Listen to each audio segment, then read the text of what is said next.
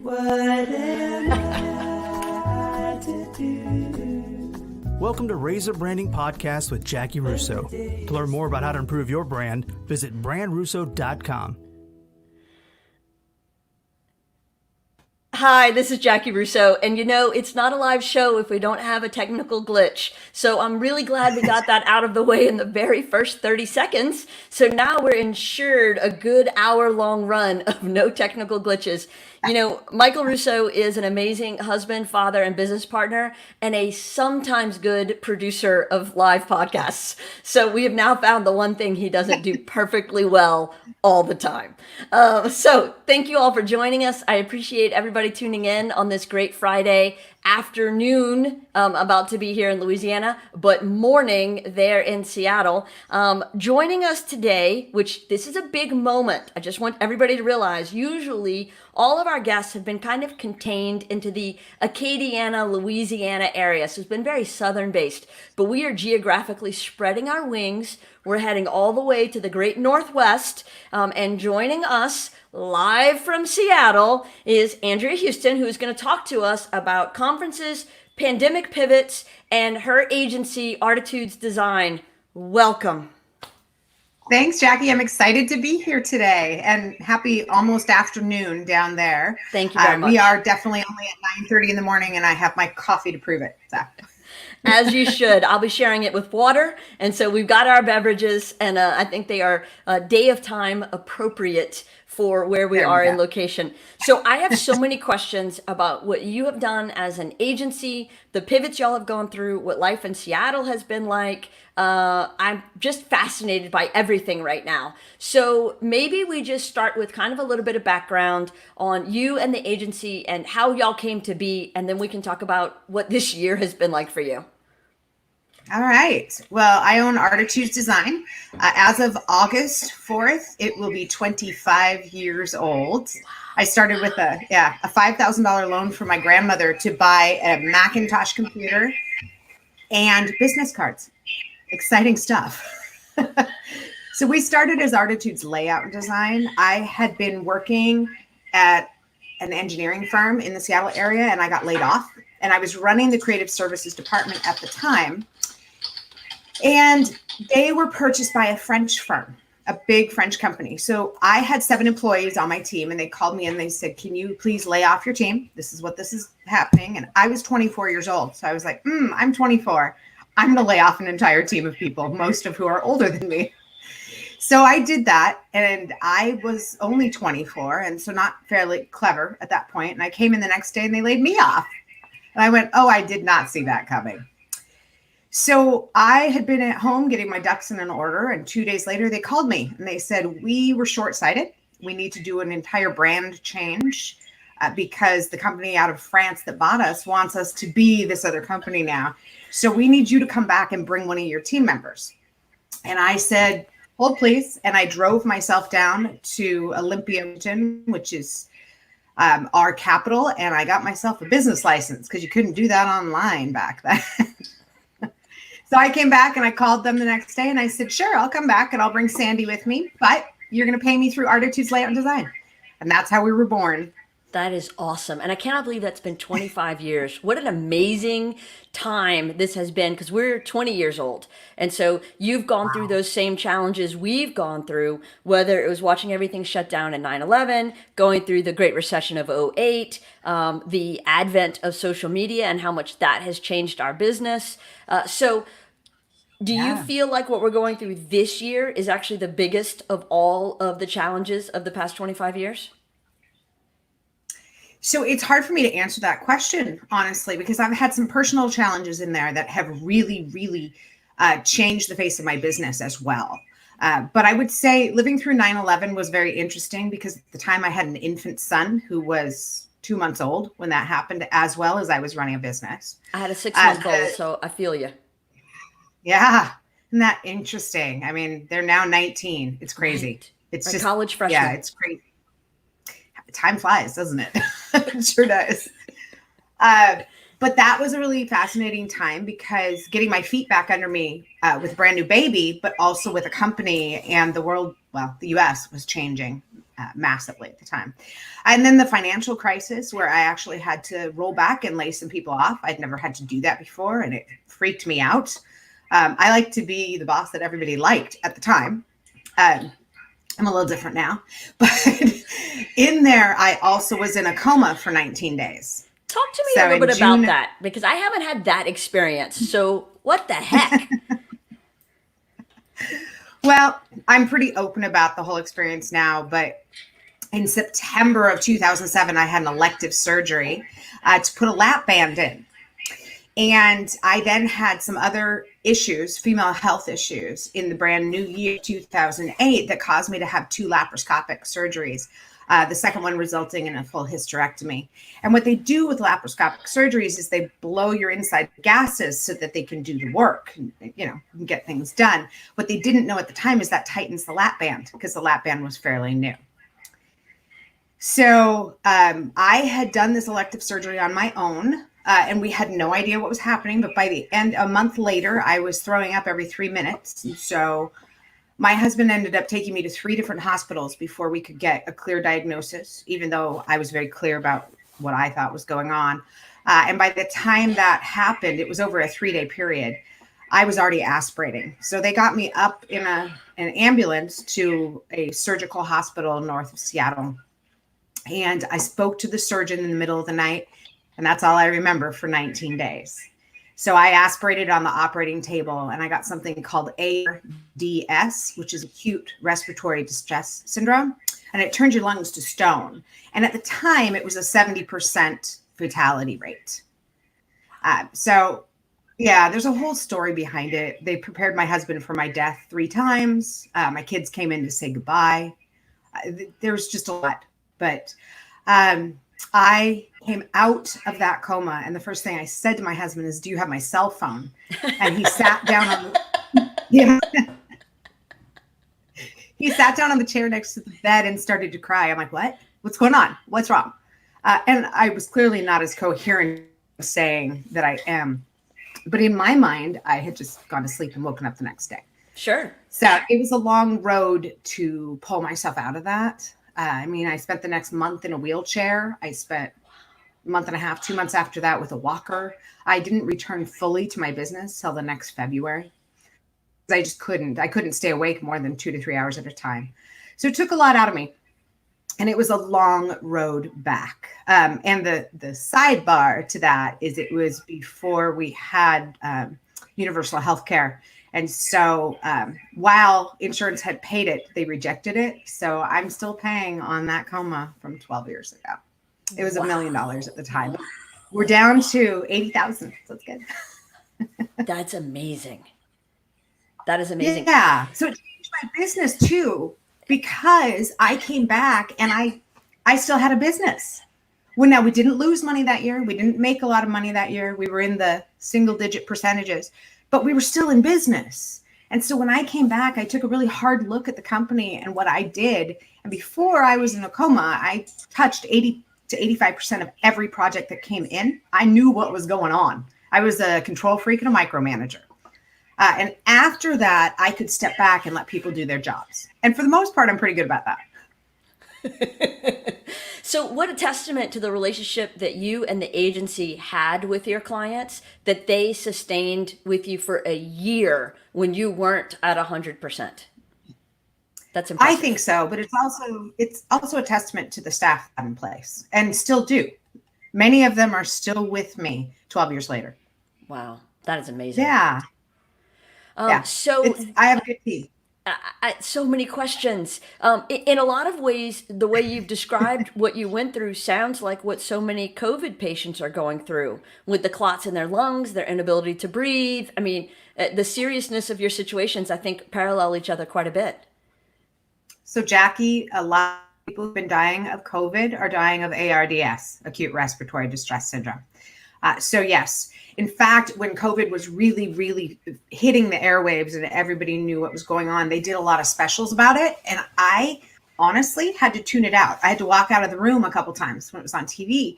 And I didn't realize that I still had PTSD over this. It took that and that information coming to the forefront again for me to say, wait a minute, I thought I was completely over this, but it's part of me forever. So yeah, it is exactly what's happening. And I was intubated. I have 9 scars across my torso. I have a main line and a PICC line. So I have scars everywhere. And it was because I was intubated for so long.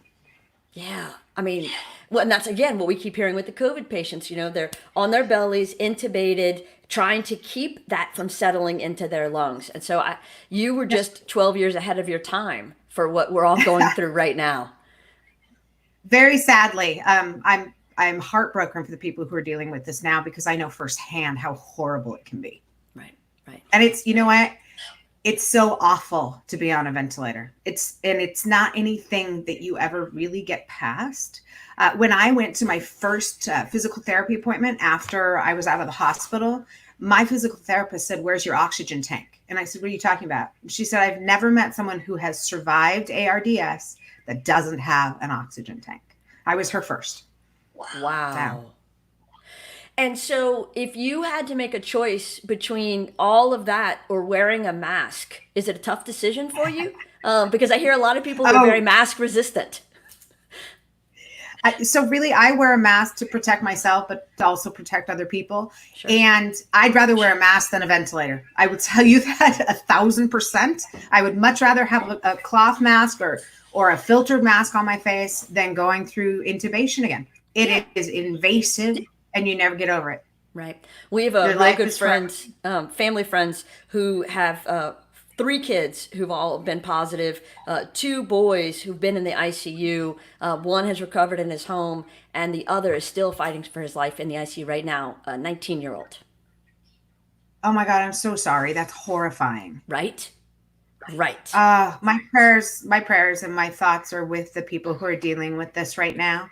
And also my voice. So I'm one of those people who I'm not very divisive as a general rule. I keep my political stances to myself, generally speaking, because, there are people who believe different ways, and that's okay with me. Sure.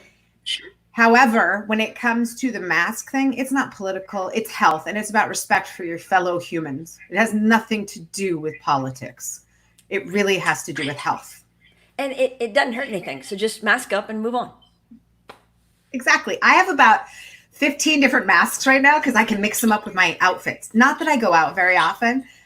When this first hit, my husband was like, "We are quarantining. You're going nowhere," because I've been in that position before. I don't want to ever be there again. So we're actually quarantining on the coast of Washington at our cabin on the beach. Perfect. So it's about 2.5 hours from Seattle. But Seattle was the epicenter when this started. It was huge. And so I got out of town as soon as I could. Yeah, there's a lot of things about Seattle that I want to talk about. So let's start with Seattle became 2 cities, right? One little city within one big city for a little while. We saw a lot on the news. And I know for example, when Katrina hit, what it was like to live here and then to see here on the national news. And they weren't always exactly the same thing. So from what we saw and heard on the national news, what was it actually like in reality in Seattle for y'all? For COVID? Yeah. Or for the Black Lives Matter? No, I'm going all the way back to CHOP. Let's start with Seattle being the epicenter, then there being the protests on Capitol Hill. Just take me through all of it. I think it's all related to some degree. And I'm sitting here as a white woman, so I do not have the experience of a person of color. However, I fully support Black Lives Matter. Absolutely. Because if one voice is not being heard, then all voices can't be heard. However, with CHOP in particular, I think it was a perfect storm. After being quarantined and under these very heavy restrictions for so long, there was an opportunity for people to push through and get out and make a statement. And so Capitol Hill Occupation Project, or I can't remember exactly what it stands for, my VP of Creative Services lives a block away. And it was fine. In fact, I have friends who went up there. It was fine until the last week. But I have friends who went up there, and it was almost like a street fair where you could get food and art and talk to people. And most people were wearing masks at the time. It was not tires burning and guns going off and graffiti. Now, most of those shops had already been boarded up because of COVID. So when they shut the city down, a lot of shops boarded up. Because they went, we're not going to be here. We don't want people to break in. So when they showed some of the stuff on the national news, in fact, I even had a call from a friend of mine in Europe saying, what's going on over there? And I said, okay, we're fine. It's okay. But it was very sensationalized, very much so. Yeah, that's kind of what I figured. That tends to happen sometimes with the national media. You know, they're looking for some clickbait stories. And so your coworker who lives a block away, has it kind of all gotten back to some sense of a new normal now? What is she talking about? What it feels like these days? So he said it just feels like Capitol Hill. So Capitol Hill, as we were talking with your husband, Michael, before we went live, he used to live in Seattle. And Seattle's built around smaller areas. So there's Ballard, there's Queen Anne, there's Capitol Hill, there's all sorts of them. And so each one is almost a district into itself. And Capitol Hill has always been a little quirky. It's just who they are. In the beginning of our city, it was where all the mansions were, the huge mansions, because you had a view. And as time moved on, it became a university area with Seattle University. And then it became more of a quirky area for some people who felt like they didn't belong anywhere else. And now it's just kind of a fun, artistic part of the city. And so it's become that again. And it never lost that. It really didn't. Right. That's amazing. So now professionally, your agency does a lot of conferences and events. That's kind of been one of the big things. And I know a big shift for y'all this year, your pandemic pivot has been taking these conferences and in-person events and turning them into virtual projects. Walk me through that, because that's fascinating. With everyone relying on trade shows and conferences for sales and connection and business, now that's going away. Y'all found a way through that. So what's that look and sound like? So, we have always worked in the event space. I say always, but we pivoted 15 years ago to become more of who we are now, because I had been a sole proprietor before then. And after I got in trouble because I had a 1099 employee who called me an employee. And so there were some issues there, and I had to prove myself. And my lawyer said, why don't you incorporate? So that's when we started focusing on the event world. And really, we became known in the Seattle area for anything on the screen behind a speaker, be it one-on-one or one on 50,000. So we focused solely back then on the PowerPoint and also Apple Keynote. So really anything that helped convey a message to influence an audience. And our busiest time of the year is always June and July. Every single year for the last 15 years, because our large corporate clients do their events in July. So this year, when COVID hit, those large Fortune 100 companies said, hey, we're not doing any live events for the rest of the year. Then we'll start to look at our strategy next January, which meant all those POs that I had open and all the work we were already underway with just dead stopped. So we lost 35 to 40% off the top right away. And I was freaked out, to say the least. But we've been through worse. So we just pick ourselves up, pull up our boots, and figure out what's next. And, the live event world really has gone virtual quickly because people still want to reach other people. They still want the camaraderie. They want to be able to get the content across. They want to sell online. They want to have conversation with their clients and their employees and other people.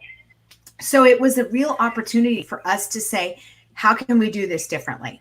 And we've done a lot of online events already and virtual events, be it a webinar for 200 to 300 people to an online event that's for 12 to 1,500 people. And we work with audiences all the way up to 50,000. So we're working on some of that now as well. But this one event that I'm in love with right now is for a national wine company that's based in Seattle, east of Seattle. And they wanted to have an in-person event on June 24th. And when they called me, I said, it's not going to happen. They called in April. I said, that's not going to happen. And the client said, our CEO really wants to do an in-person event. Let's show him what that could be first. So I created a proposal for that. But I said as well, you know what? We need to have a second plan. And I think it's got to be something totally different. So what we ended up doing is he did a town hall on June 24th for just a half an hour to speak to the 1,200 or so people we wanted to talk to. And then from then until probably mid-August, we're rolling out snackable content. So they're videos. and they're supposed to be 3 to 5 minutes. We had one that was 10 minutes, but they're little videos. Yeah, exactly. That their audience can watch, and we have a full campaign around it as well. And it's really, really working because now they have all this evergreen content as well that they can keep.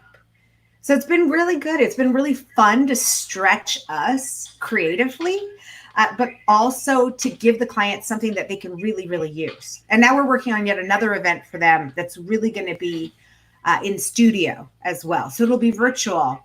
But there are things you have to do for a virtual event that you don't do for a live person event. Like for a live person event,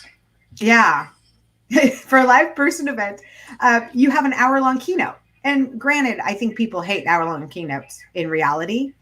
But in a virtual event, they can just go, I'm going to go pick up my phone, or I'm going to turn my camera off for a minute and go get, a piece of pie, or I'm going to check my social media or answer some emails. And so you're not really capturing and engaging the audience.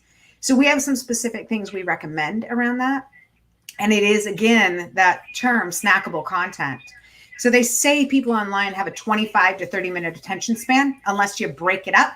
So we like to say 12 and a half minutes. So after 12 and a half minutes, do something else. So take questions from the audience, engage them in some way. One of the things we're doing is we're doing drops of packages for another client. So we're pairing up what they're doing for their audience and the content with a swag box of things that match the conversation. So they can be part of it and it can be interactive. There's a company out of Chicago. Yeah, there's a company out of Chicago doing these things called box experiences. So their experience is in a box, and it's boxperience.com, I believe. But they're incredible. They're branded and they're very, very personalized. And you can open the box up and it's an entire experience and it can match your content. That's amazing. Yeah, it's very cool. So as you start to think about the advantages of virtual events to in-person, obviously you've got to make some pretty big changes to how the whole system works. But I would think that one of the biggest advantages, rather than reaching a very small percent of an audience on a trade show floor, you now have the potential to reach everybody that was going to be attending that conference. You do. You do. So I'm actually going to be an attendee to a conference next week. And it's for the Women Presidents Organization, or WPO. And it's their annual conference, which they've always had in person. And the only way you could get content was to wait until afterwards if you weren't an attendee, because they would have video content for you. But now every single session is virtual, but also live. And they're sending us a gift, and they're just trying to engage us in different ways. So it's all about the marketing campaign around it first to get us in to see the speakers that we want to see. But it's also about keeping people engaged. And they know that, because if you can't engage your audience, no matter how many people you can reach, you're still not going to reach them. The one interesting thing I have found with virtual events, and there's an article about it that I was reading this morning before I got out of bed, because that's what I do. It's about missing the wow factor and missing the memories that are created with in person. And there's something to be said for not being, we're face to face right now, but not being able to interact in a very personal and live way. And it's really going to be about the companies and the people and anyone who can put some mind share into this to really figure out how to bridge that gap. And I think we're working towards it and doing a good job at it, but there's a lot left to do. So true, so true. One of the things that I think makes an in-person event so cool is actually walking the trade show floor. When it's a trade show, not just a conference, and seeing the exhibitors. How does the exhibitor still get that experience of being able to have somebody visit their booth? So I would say they don't. So from what I've seen, it's entirely different now. So I've seen some lead people to a portal. So you go online and you take the information. It's very much a pull, not a push. Because if people are pushed at, they resist and they walk away. But if you can get, that line, that fishing hook to grab somebody and they can go to that room or to that portal, there is an experience that can be had.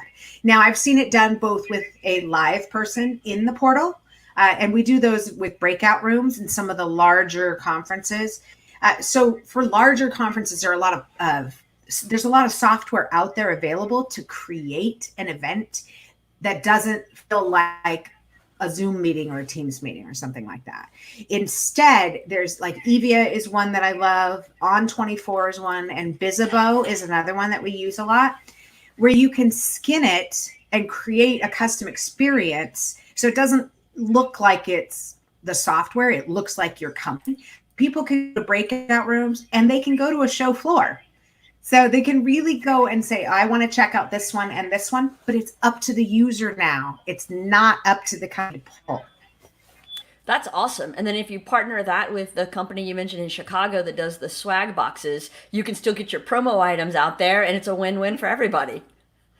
Exactly. I love that. People like free stuff. They really do. They don't like junk, mind you.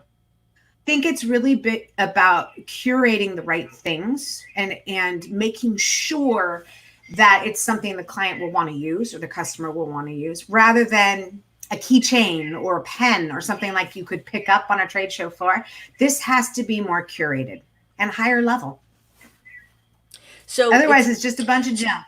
Right. So it just becomes quality over quantity. You're going to give out less, but what you're giving is going to be more impactful. It's going to be more valuable. It's just going to be better received. Yep. So yeah, that makes sense. Yes.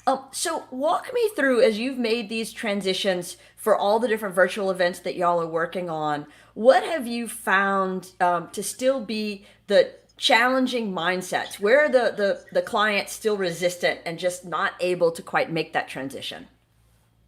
There's so much. Clients like doing live events. Yes, they're a lot of work, but there is an energy about a live event that is inescapable. And what I'm talking about is for the crew backstage or for the people putting it on. And really, it's almost like a drug. I hate saying that, but it's almost, you get at a high from the energy that's there. And so when we're creating an event that's not a live event, it's really hard to replicate that. And it's hard for the client too, because a lot of the event planners or the people who run large show floors for some of these Fortune 100 companies, where 50,000 people come to the event, it is so difficult for a speaker or a person who's organizing to feel the energy in the room because it just doesn't exist.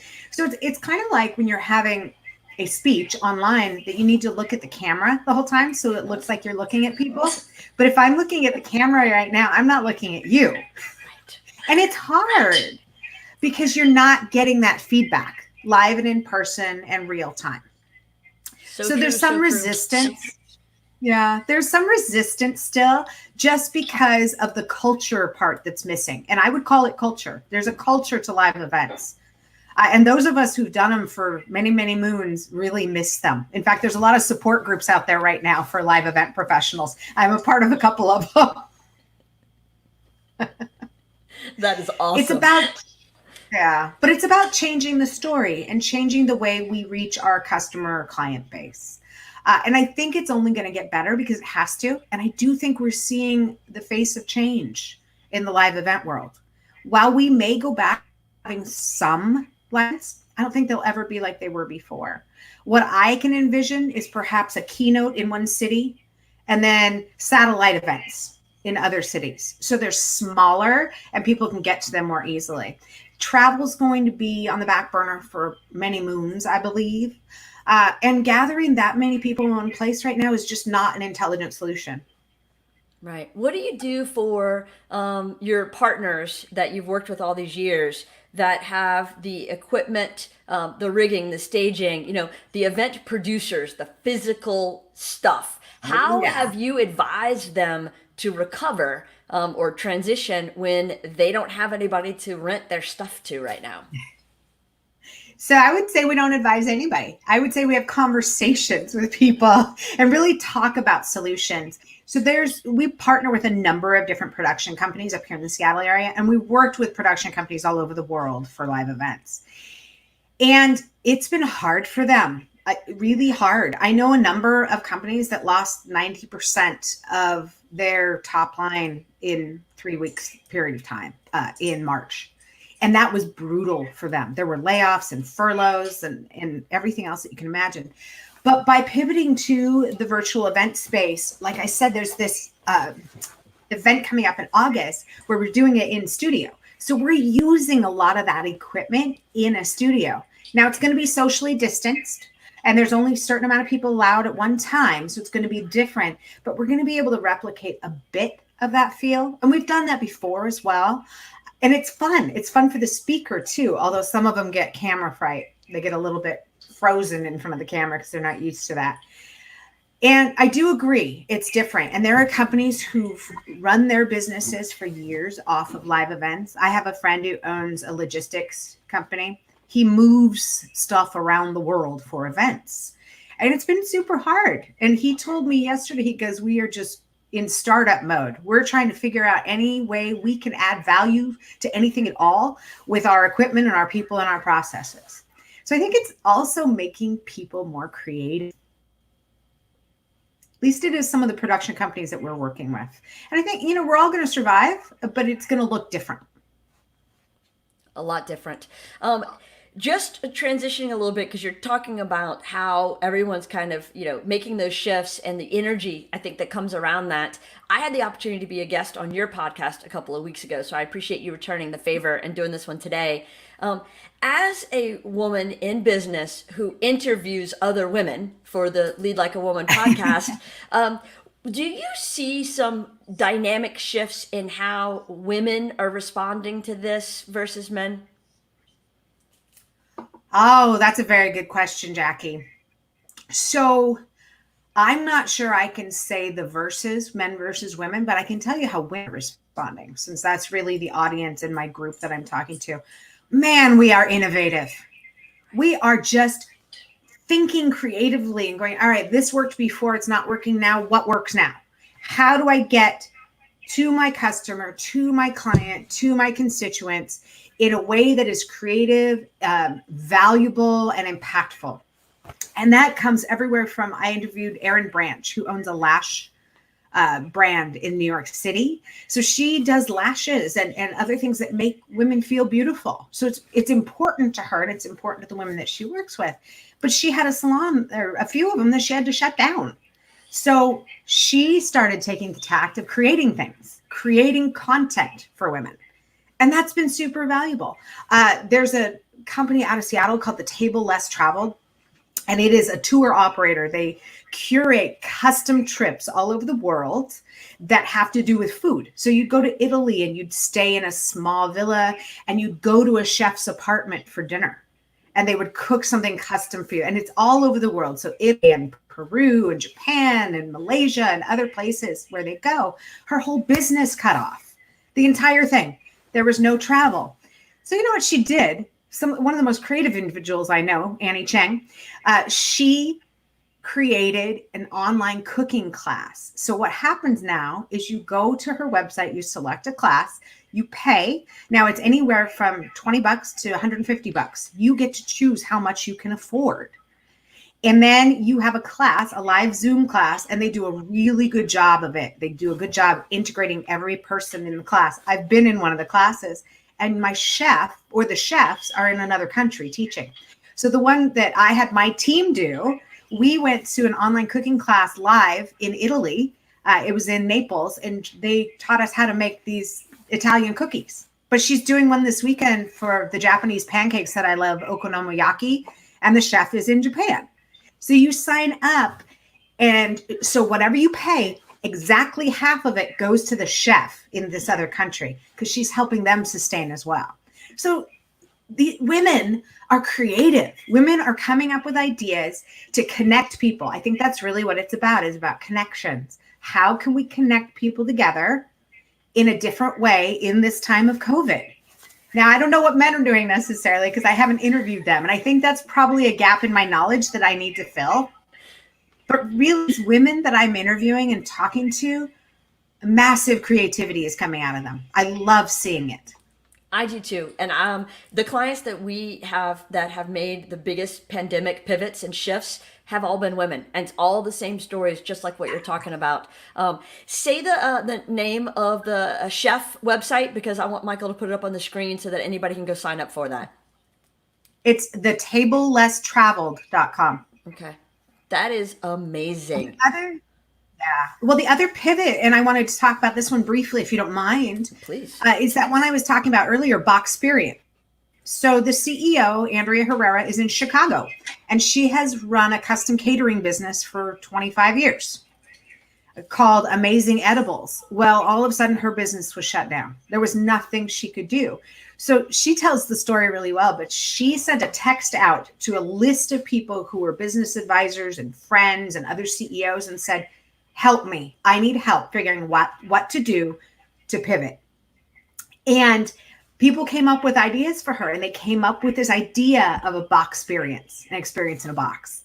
And so she pulled it out, and she's created this amazing process and project now that people are buying. So I think women really are looking at what's before them and saying, hey, what are we good at? What's my team really good at? And what can we do now? Absolutely. So we got connected because we both were in the Goldman Sachs 10,000 Small Business classes, different years, different classes, but same program. Right. So I was on a call earlier, which is why I was late getting backstage for this. I apologize again, with the Edward Lowe Foundation, who puts on so many of the economic gardening and SIG groups across the country and works with state economic development offices. I'm one of their brand consultants. And what's interesting to me, it's really amazing. But we were talking about the work they've been doing to help companies shift, which is really what this whole podcast was born out of, is I am fascinated by the changes people are going through to adapt to these times. So bring all those examples. I want to hear them all because I love this stuff. It's amazing to me. I think it is too. Right? I mean, it's a time in our lives where it's all on the table. And so you can't do the thing you've been doing for 25 years. That really sucks a lot. So what are you going to do now? So how can we create value for people? How can we create value for ourselves? Being creative and thinking completely differently. I hate saying you think outside of the box because it means you were in a box in the first place. But really thinking differently and creatively to do something that adds value. Right. Absolutely. So what other either interviews you've done or clients you've worked with, do you feel like they've made a pandemic pivot worth giving a shout out to? Oh, geez, there are so many of them.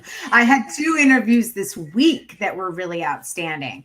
And one of them was Annie Cheng, who I also knew ahead of time. But the other one was Ellen Tenney Wines. And so their podcast won't be out for a while, but Ellen Tenney is a logistics company that moves wine and spirits around the world. And they've had a hard time too. That's because they can't move things around the world right now. It's really hard to do. So she's doing some other things as well, but nothing that's really public, but things about education and a way to show knowledge for free. It's almost like free content, but it gets you to be known as an expert in your field. And another good one, is Deb Gabor. She has a company. Well, she has a book, first of all. Her website is debgabor.com, Gabor. But she has a book that came out called Branding is Sex. Now that's pretty cool, huh? That's a clever title. But she is in the same space you guys are. And what she has done is really just put content out. And in the time of COVID, we're going to call it, she has gone from having a mailing list of maybe 1,500 to 12,000 people, of people who are interested. So it doesn't mean everyone's buying, but her audience got way, way bigger. Right. Really important. If you're giving away branding and sex, that's a really good thing to pick up an audience because both of those are high on most people's lists for sure. That's true. You brought up education. What is that looking like in Seattle? Or at least what are people expecting it's going to look like this school year? Has your school system started to talk about that yet? Here's a tough conversation, Jackie. It's why has education become political too? I don't understand that one, but I'm not going to go there necessarily. My son is going to be 16 in a month, so he will be a sophomore this year in high school. So his freshman year was interrupted midstream. And he had a hard time with online schooling. And he's a very intelligent child. He's a really good student. But he was the kid who would get to class, he would take his notes, do his stuff, and then he'd do all his homework right then while the teacher was talking. So he was always an A student, but everything was always done. So pivot to online learning, and he's not doing his work. He'd rather be playing on his Xbox or, playing with the dogs or talking with his friends or sleeping. He's a teenager. He likes to sleep a lot and eat. My God, teenage boys eat a lot. So I have one. I know. But he wasn't getting his work done. So fast forward to this September and what's going to happen, or August in parts of the country. In the Seattle area, the Seattle Teachers Union just came back and said they're not comfortable teaching right now. So all up and down the West Coast, LA has changed to an online model only, virtual only. San Diego has, Portland, Oregon just did it. I think Seattle's probably next. Our school district just sent out a survey asking parents if they want either remote learning only or a hybrid model of 2 days a week in class and then 3 days a week at home. And the 2 days a week in class will be half the amount of children. So Monday, Wednesday would be last names at A to K, and then it would go the other way on Tuesdays and Thursdays. So I actually selected virtual only, and I know my son would like to be back in class, but my belief is of our teachers in the Seattle area, over 30% of them are 60 and older. So you bring somebody into the classroom who's already high risk. Kids have generally been shown, some of them get very ill, like your friend has had 3 children very ill. Some of them don't. But one teacher is exposed. She exposes 150 kids, at least. All those kids go home. They expose their families, friends of their families, and everybody else. And then we have a spike in the pandemic. And personally and selfishly, I need to stay away from it because of my lungs. So I lost capacity in both my lungs when I was ill. Now I'm healthier than I've ever been, but I still have that propensity to get sick. So my poor child is going to suffer for it in education, but I also think it's wake of it. So he's going to be on a schedule. You're getting up at a certain time, you're eating at a certain time, you're getting on your schoolwork, and then you can go play Xbox or sleep. I don't care. Right. Well, I think that was the big problem when we kind of abandoned ship halfway through the year. We shut down March 15th. When did y'all shut down? I believe the same time. Okay. No, I felt like y'all were ahead of us. It was a week before you. Okay. Yeah. Yeah, it was a week before you, I think. Yeah, because it seems like Seattle really became the first epicenter, New York, and then New Orleans was right off of that. And so Louisiana as a whole just kind of followed what New Orleans did to some degree. So, when we abandoned ship mid-March, it really was like no one had a plan in place for it. Now, I feel like people are going to say, okay, well, this is how we're going to do Zoom classes. This is how we're going to do online testing. This is what we're going to do to make sure people still learn. Because what was discovered in our school district pretty quickly was that 28% of the students did not have internet in the home other than one smartphone. And maybe 40%, I'm not sure about that number exactly, did not have a personal electronic device other than a smartphone. Right. And it has to be equitable for education. Right. And that's one of the things we're seeing. I agree with you. In fact, it was almost 6 weeks before my child had any learning whatsoever. And at the time I had a senior as well. So my senior was struggling to get through. And this was a hard year to be a senior in high school because it's kind of it's an exit from something, but also an entrance to the world. And so there's some fanfare that goes along with it and celebrations that he didn't get to have. In fact, graduation was so strange, but my kid graduated. So I'm really happy. And then did you get to you already done college tours? So were y'all already prepared for what's coming in the fall, or is that just kind of in limbo? So it's kind of in limbo for us. Aiden, my oldest, has had a lot of learning disabilities over the years. And there's some things that he has to tackle before he can be a really good student, which is why I said I'm just happy he graduated. Right. But yeah, we're looking at a number of different options for him. Trade school is one of them that he's very interested in, but everything got put on hold. Even the tours we were doing got put on hold. So we'll see what happens in the next month or so as things may start to open up in a different way. but he may take a quarter off. He may have to right now. Sure. Say, it's hard to start something new when you're starting virtually. Right. Well, and there's a lot of benefit, I think, to a gap quarter, gap year, gap semester, whatever it might be, because it gives everybody a chance to kind of reset and figure out what the next best path is. I don't think anybody should head straight into a 4-year unless they need the degree for their next job. And, we have a lot of trade school success in our area, and I'm a big fan of that plan. So I think there's a lot of benefit. Me too. There. Yeah. Me too. So I have a rising junior and a rising senior. And so you have now just just graduated senior and rising sophomore.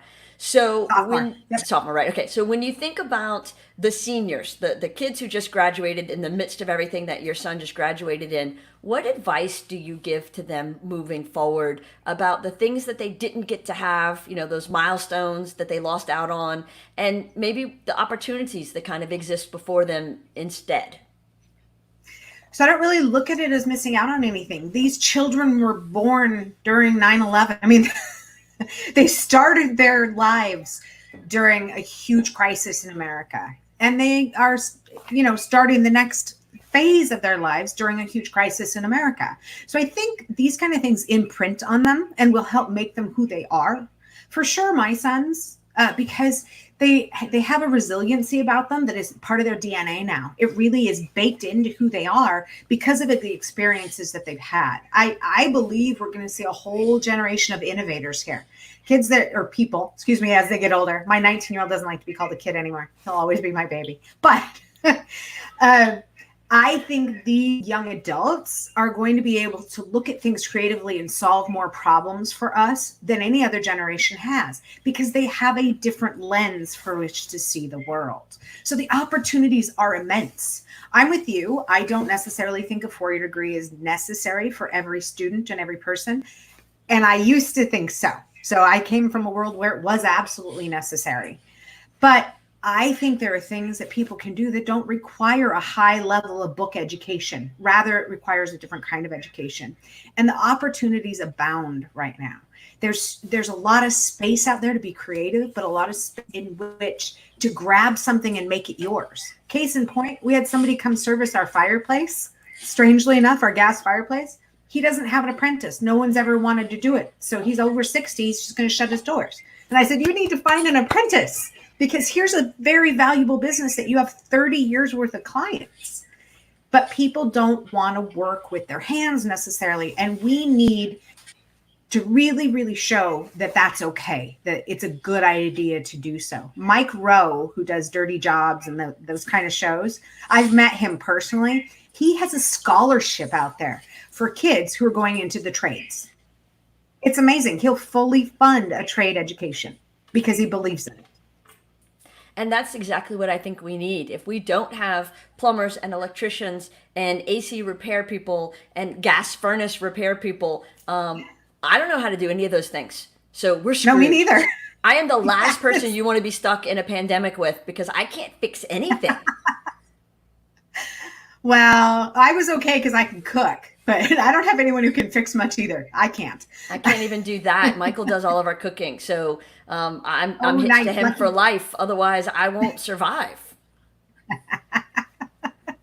Oh, that's fabulous, Jackie. One of my previous guests, because I always ask about what advice do you give to the seniors, and she said something that I think is similarly to what you said. She said, as hard as it is, suffering, which this has been, gives us space for growth.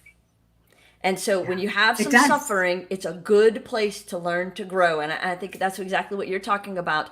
That resiliency is a great quality. What other values do you live by? So I fully believe in failing forward. You get knocked down 7 times, you get up 8. And I tell my kids that too. Because really, failure isn't failure. It's just a lesson to be learned and to move forward with. And if you fear failure so much, you won't ever move forward and truly be who you're meant to be. So that's one of the things I say all the time is fail forward. Because if you fail backwards, you're never getting up again. And what a pity that is for both you and the entire world. I think we have this Yeah, we have the space right now for these students and this generation to completely change the face of our world in terms of environment, in terms of racism, in terms of systemic issues that are there and we think are set in stone, but they don't have to be. These kids have the whole world in front of them, and I think they're going to be our creative problem solvers. No, I couldn't agree more. What historical event would you most like to have attended? Oh, geez, there's a question. Oh, wow. I oddly would have liked to be a fly on the wall, and not as a woman, let me tell you, for Louis XIV, the Sun King, at his court. Oddly Ooh. enough, I've always been fascinated with that time period in history, but I would not have wanted to be a woman in that time period in history because they were terribly objectified. So I would show up as a guy, or I would show up as invisible so nobody could see me, so I could just really witness. Something I've always wanted to do. I've also thought he was an amazing leader to some degree. The other one that I would be interested in is Ernest Shackleton, with his incredible story in Antarctica, and every single man on that ship got out alive, even though they were stuck there for months and months on end in the ice. Again, I don't think I'd want the discomfort of it, but I'd love to be witness to his leadership. Right. Those are two great answers, and answers I have not had yet. Speaking of past kings, are you familiar with the Broadway show Six? No, I'm not. Okay, put it on your list. Okay. We were in New York. Actually, we went there for Mardi Gras break, so about 2 weeks before New York shut down. Wow. Right, and flew through New Orleans. So I spent the first 3 weeks of all this thinking we're doomed because we've been in the two biggest hotspots in the country. But on a more important note, the show Six is about the six wives of Henry VIII. And it's told from their perspective. It's her story versus history. And as if they have gotten together and formed a band that looks and sounds a little bit like the Spice Girls. Oh my gosh, I want to see that. I've never heard of it. Six. Yeah, it's quite amazing. Obviously, their run has paused for now. Hopefully, they re-emerge after all of this when Broadway reopens, because the soundtrack is like Hamilton, just historical references, buzzy, gets in your head. I am a huge fan. So that is my tip for you today. What's your guilty pleasure? Oh, what's my guilty pleasure? Well, that implies I have to feel guilty. I don't have a lot of guilt around my pleasures. I love dark chocolate. I love a good glass of red wine. My latest fun thing to drink is a sparkling brut rosé from Chateau Saint Michel. It's Saint Michel Domaine Brut rosé. It's amazing. That's my favorite pleasure. I'm not going to call it guilty in the space of drinking. I also, it's going to sound odd, but I walk 10 miles a day. And so walking is my catharsis. And that's what I love to do the most. And that started after my illness and being super unhealthy. That was my way of taking back control of that. So if I don't get that, I get cranky. And actually, we had a joke in my office. If my assistant ever came in and said, you need to take a walk, it's because I was being bitchy. Yeah. So yeah. I love that's that. my guilt. You can't do that here. We're temps at about 98, 99 right now, and our feels like is 109. So you stick to the Northwest for those 10-mile walks, or you have to do them inside a mall in Louisiana right now, because we are in the seventh circle of hell at this time, temperature-wise. Oh, I'm sorry. I have a treadmill too. It helps on those days when I can't get it. Right, because you have some rain every once in a while, so you have to find an indoor solution. Just a little. Just a little bit. Just a touch. Little bit. The rain might be the single greatest reason why I have 4 kids, a husband, and a successful business right now, because if it hadn't rained so much, Michael would have stayed in Seattle, and my whole life would have been different. So I am always appreciative of the Seattle rain. What is your pettiest pet peeve? My pettiest pet peeve? Oh, it's grammar online. If you can't spell your and your correct, I don't want to be friends anymore. Two, and two, there and there. And oh, wait, one of my biggest is an apostrophe S when it does not belong. Somebody gave me a Christmas thing that said the Heustons, with an apostrophe S. I had to throw it away It was lovely. I had to throw it away. I But could what not are you possessing? ever You're put not that. possessing anything. You're plural. There's no possession there. Exactly. No comma to the top Exactly. necessary. I'm with you. Oh, that one drives me crazy. All right, so before we get into our last card, which is the lightning round, what question do you wish I had asked, and what would the answer have been? Oh, Jackie, that one's hard for me. What know. question do I wish you would have asked?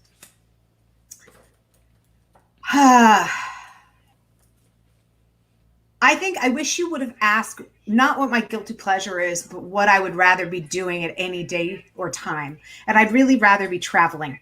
I speak 7 different languages, some of them fluently, some of them just to get by.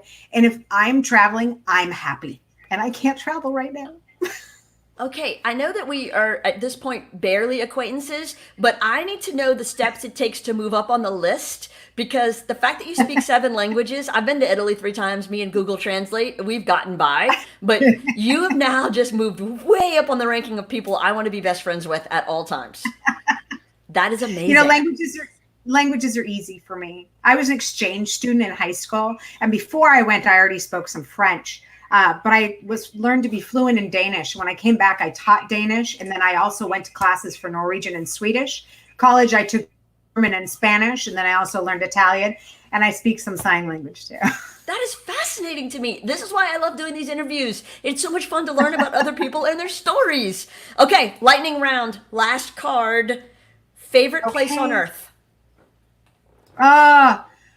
This one's hard for me because I have a few favorite places on earth. Bring them. I will tell you my current favorite place on earth is my beach cabin on the ocean on the coast of Washington. We have a Cape Cod up on stilts, and it is my peace and my home. My other favorite place on earth, because I'm going to give myself 2 because leaders challenge the process, is Denmark. And really, it's in the heart of a small town on the island of Fyn, which is the middle island. So I lived in Aarup, which is Aarup, a little tiny, they call it a landsby, which is a farming community, for almost a year. And my heart is still in Denmark. Whenever I fly into Copenhagen and we're getting into the city and landing, I start crying because it feels like I'm coming home. That is awesome. What's a movie you can't turn off? I'm a cliche, but it's the movie Always. It is an old movie with Richard Dreyfuss and Holly Hunter. And it is one of my guilty pleasures, you could say. Right now, though, it's Hamilton. So I've been to the live version of Hamilton, but now I've got it running on repeat on Disney Plus. Absolutely. We've seen it live twice, and it was even more fun to watch the movie when it came out. I mean, it is remarkable. So good. Yeah. I sing the songs all day long. My kids, I'm driving them crazy. Mom, You need stop. girls. See, that's the problem with boys. You need girls because the girls sing it more than I do. So the girls are the way to go. Do you watch any TV? Is there any time for that? If so, what TV show do you binge watch? What's your favorite? Oh, I don't watch TV. Back in the years when I did watch TV, we don't even have cable here. I just don't. Sure. I don't do it. I like to read or play Scrabble on my computer at night. I'm a total nerd. But back when I did watch a lot of TV, I watched a lot of the Great British Baking Show, which I love, and Will and Grace. They've always been one of my favorites. Oh, that's a classic. And I probably have seen every episode of Friends, just so you know. Who hasn't? Favorite book? Man, there are a lot of favorite books. My favorite book that I have that I've read at least 3 times, and it's on my list to read another, is The Time Traveler's Wife by Audrey Niffenegger. When I first read it, I was struck by that book. I read it the second time back to back. So I've read it 3 times, and I'll be reading it again soon. That's my favorite.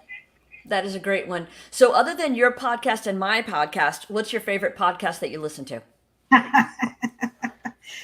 Yours, Jackie, really.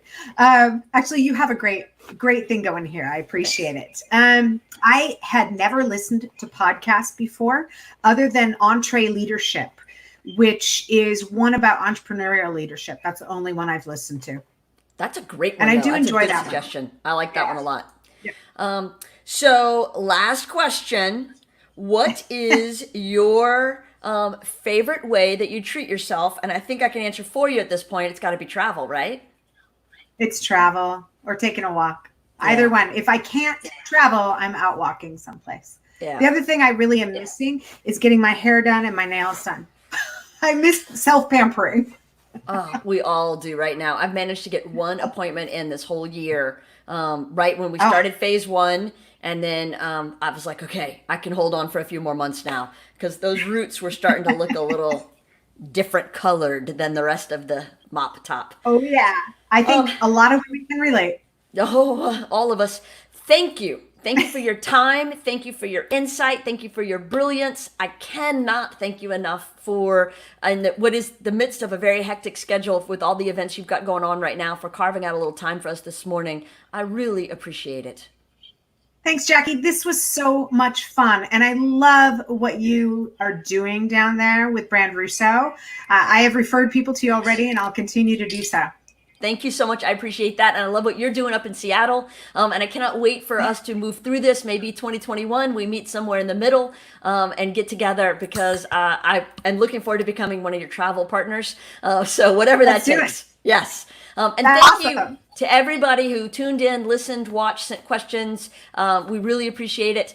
Tune in next week. We will be talking to Jay Walker, the voice of the Ragin' Cajuns, on his 35-year, 40-year radio career, and what it was like to get 2 weeks into the pandemic and find out that he was no longer on the air, and how he has transitioned to a podcast that is growing by leaps and bounds.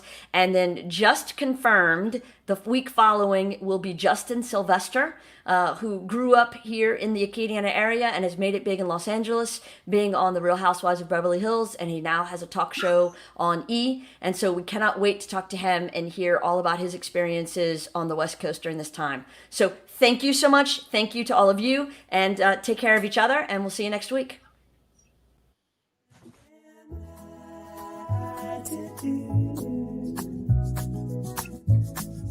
Well, the day is through.